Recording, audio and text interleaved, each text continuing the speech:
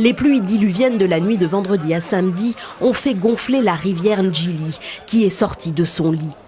Les quartiers adjacents sont sous les eaux, les dégâts humains et matériels considérables.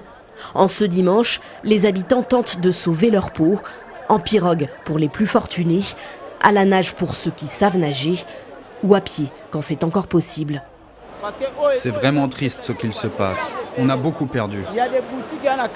Il y a des boutiques complètement détruites. Il y a des véhicules, des maisons se sont effondrées, des gens sont morts, d'autres restent piégés.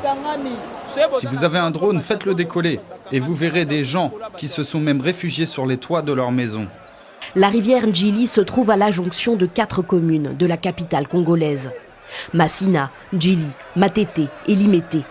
Et pour la traverser, un pont pris d'assaut par les habitants dans les 2 sens. Certains, absents pendant la montée des eaux, veulent regagner leur maison coûte que coûte dans les zones inondées parce qu'ils sont sans nouvelles de leurs proches restés là-bas. Pour garder nos vies, nous avions passé nuit dehors et nous sommes bloqués. Les téléphones aussi ne passent pas. Nous ne savons pas aussi l'état de santé des enfants qui sont restés à la maison. Mais la plupart tentent de gagner le centre-ville et envahissent le boulevard Lumumba, l'axe principal de Kinshasa, où la circulation est impossible.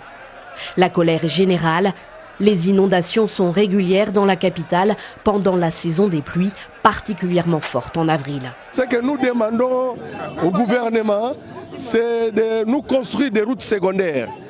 Donc tout ce que nous connaissons, c'est parce qu'on a une seule route, cette route, le boulevard Lumumba. S'il y avait des routes d'accès de part et d'autre, on pouvait facilement s'en sortir de cette situation.